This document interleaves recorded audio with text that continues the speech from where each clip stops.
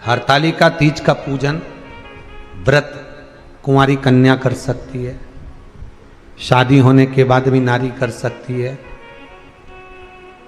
अंतिम अवस्था तक प्राण छूटे तब तक हरतालिका तीज का व्रत नहीं छोड़ना चाहिए। एक व्रत हमेशा याद रखो, एक एकादशी और एक हरतालिका। हाँ, इतना जरूर है, ज्यादा शरीर बेकार हो गया, बुढ़ापा आ गया, शरीर नहीं साथ दे रहा, तो कुछ फल खा लो, कुछ चाय दूध जूस आप लेकर कर लो। इतना भी नहीं बने, शरीर बहुत ही बेकार हो गया, तो आप एक समय फल का फलहार धारण कर लो, ठीक है। पर हरतालिका व्रत करने वाली माताएं भले उद्यापन कर दे, तो उस व्रत को थोड़ा हल्का कर लो। उद्यापन करा मतलब तुमने व्रत को हल्का कर लिया, थोड़ा हल्का कर सकते।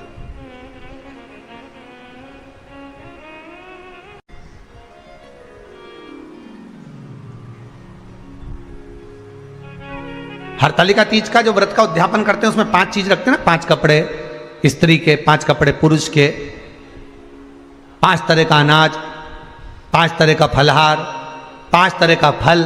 तो 5 तरह का जो फल रखाता है हरतालिका तीज के उद्यापन में, दुनिया के लोग उस 5 तरह के फल को केला गिन ले, पपीता गिन ले, मौसम्बी गिन ले, और अनार गिन ले, संतरा गिन ले, सब कुछ गिन लेते हैं, पर उस 5 तरह के फल में धतूरे को नहीं गिनते। पर शिव कथा में वर्णन आता है, हरतालिका तीज के उद्यापन में लिखा हुआ है, सबसे पहले 5 फल अगर गिनना है तो उसमें पहले धतूरे को गिनो, क्योंकि शंकर को वो प्रिय होता है, शंकर उसको स्वीकार कर लेता है। और धतूरा शंकर भगवान को क्यों चढ़ाया जाता है उसका प्रसंग आपको पहले भी कहा, आज फिर कहते हैं। धतूरा जब हम भगवान शंकर को समर्पित करते हैं तो हमारा कोई कार्य अटक रहा होता है, जिस कार्य को बार बार एग्जाम में बैठे हो, बार बार परेशान हो रहा है, बार बार इंटरव्यू देने जा रहे हो, नहीं हो रहा, एक बार धतूरे को हृदय से, भगवान को प्रेम से, करुणा सागर मेरे शंकर को दिल से एक बार वो धतूरा भगवान से विनती कर कर उसको चढ़ाओ तो सही, भगवान तुम्हारा कार्य सफल कर देगा। पर दिल से चढ़ाना, हृदय। हरतालिका तीज की पूजन करने वाले को चाहिए कि बालू का, मिट्टी का शिवलिंग बनाना चाहिए। फुलेरा जो बनाया गया है ऊपर शंकर जी के ऊपर लटकाने के लिए, टांगने के लिए, उसके नीचे शिव पार्वती गणेश जी की सुंदर बालू की मूर्ति बना लेना चाहिए, पार्थिव लिंग का निर्माण कर लेना चाहिए। शिव की आराधना करना चाहिए।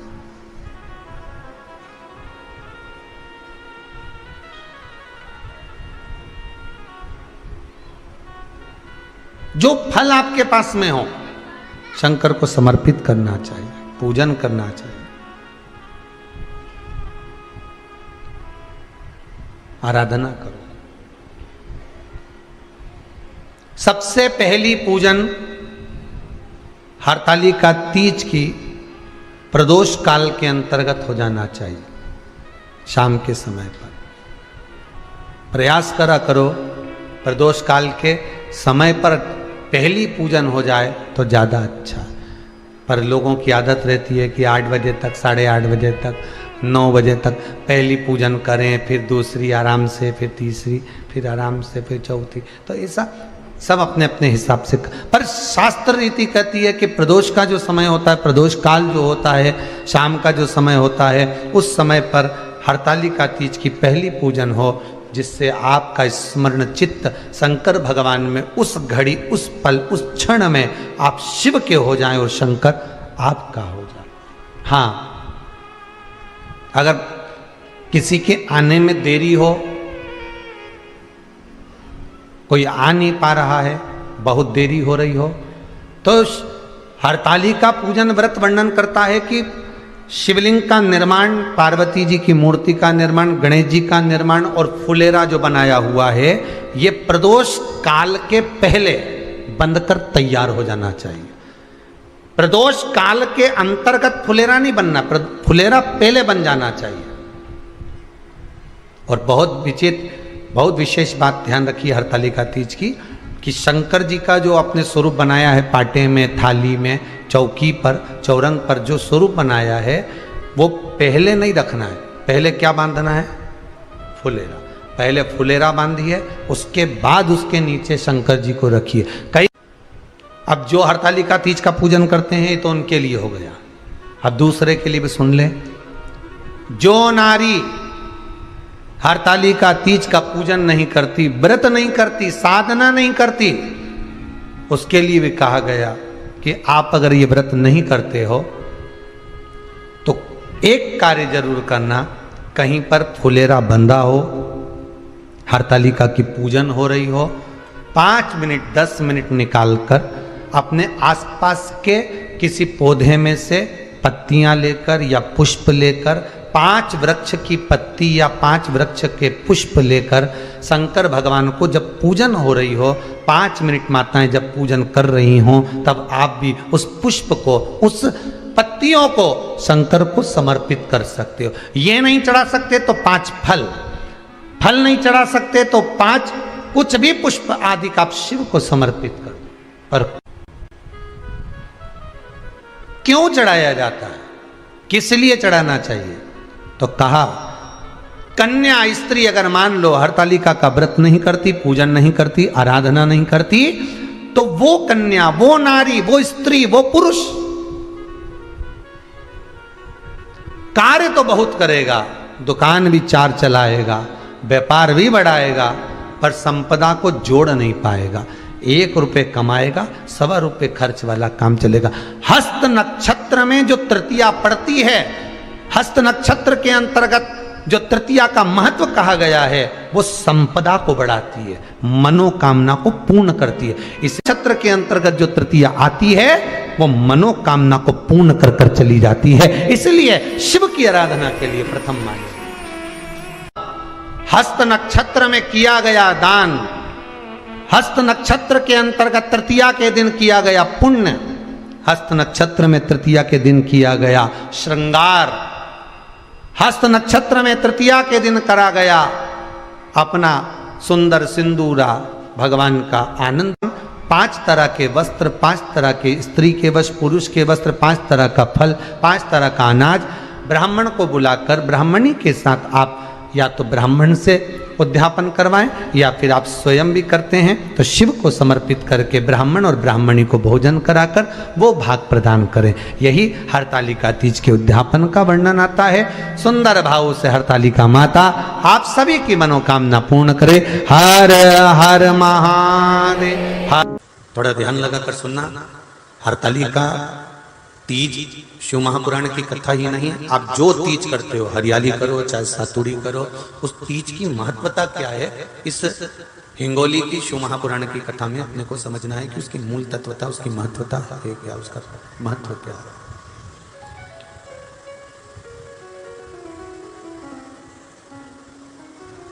भगवान ब्रह्मा, भगवान विष्णु और भगवान शिव, इन तीनों की जो अर्धांगिनियां, ब्रह्माणी, लक्ष्मी और पार्वती, इन तीनों ने तप कर कर, साधना कर कर ब्रह्मदेव को, भगवान विष्णु को और भगवान शंकर को प्राप्त किया। और तीनों ने प्राप्त कर कर तीनों देवताओं से वर मांगा कि वर हमको ऐसा दीजिए कि हमारे तप साधना का फल नारी को तीज के दिन प्राप्त हो जाए। अब देखिए जरा, एक ही व्रत से, एक ही उपवास से उसको संपूर्ण तप साधना का फल प्राप्त हो रहा है, संपूर्ण तप साधना का फल उसको मिल रहा है मात्र एक व्रत से। केवल एक व्रत कर रहे हैं, संपूर्ण तप साधना का फल उसको प्राप्त हो रहा है। ऐसा कोई व्रत, ऐसी कोई साधना, ऐसा कोई शंभो शरण पड़ी मांगो घड़ी रे घड़ी मुख काटो, दया करी न दर्शन आपो, शंभो शरण पड़ी मांगो घड़ी रे घड़ी दुख का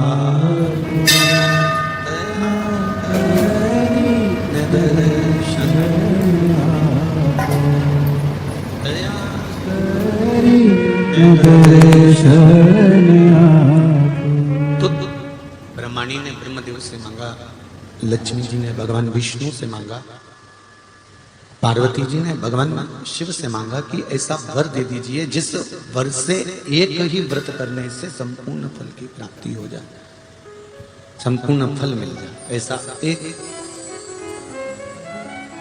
व्रत का फल दे दीजिए, मात्र एक व्रत का। अब देखिए, हरियाली तीज करने वाली माताएं थोड़ा ध्यान से सुनना।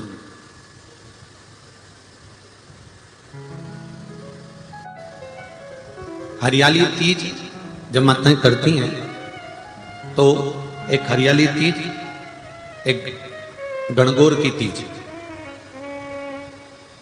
ये दो तीज के व्रत ऐसे होते हैं जिसमें जब माताएं करती हैं तो उस समय पर उमा, ब्रह्माणी और लक्ष्मी, इन तीनों की आराधना का फल उसको केवल एक व्रत से प्राप्त हो जाता है। अब देखिए दूसरा सातुड़ी तीज।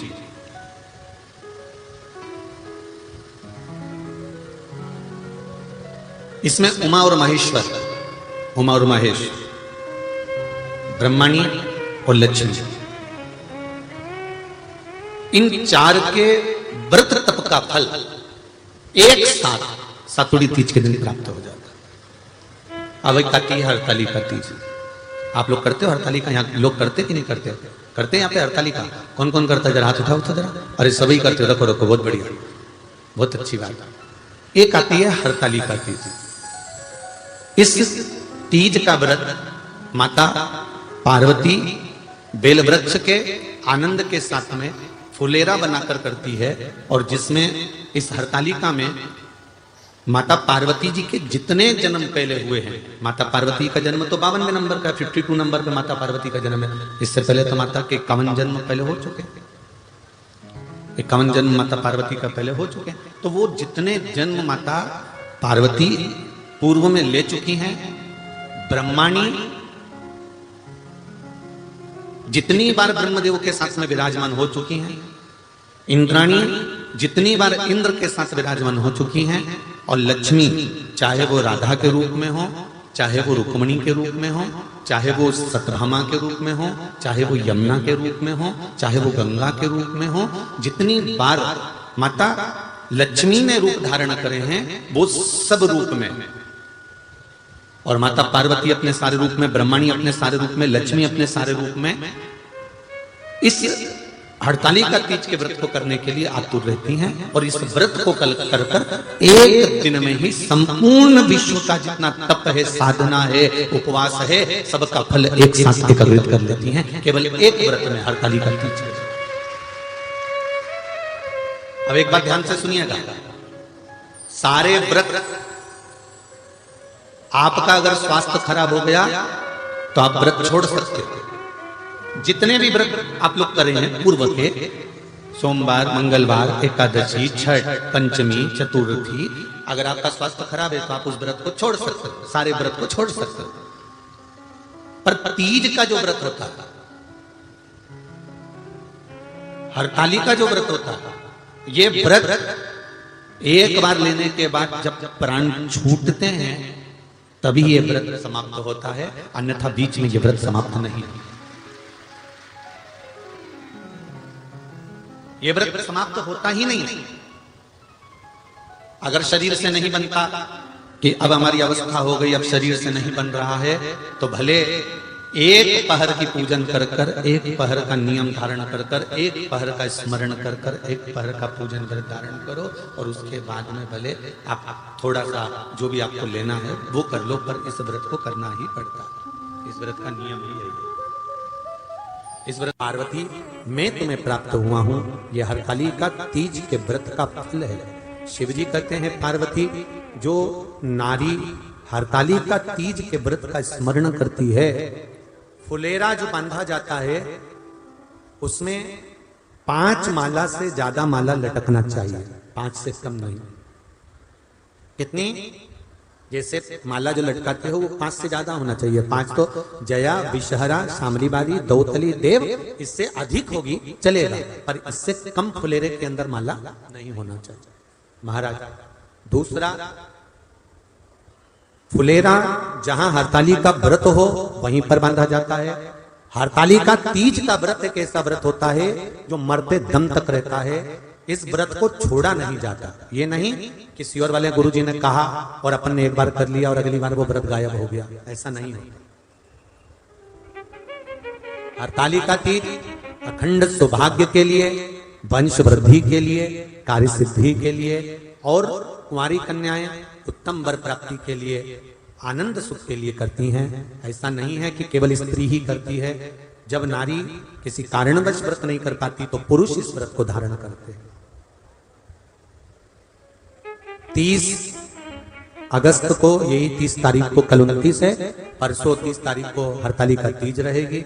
आप सब अपने हृदय से, मन से इस व्रत को कर कर अपने जीवन को सार्थक बनाइएगा।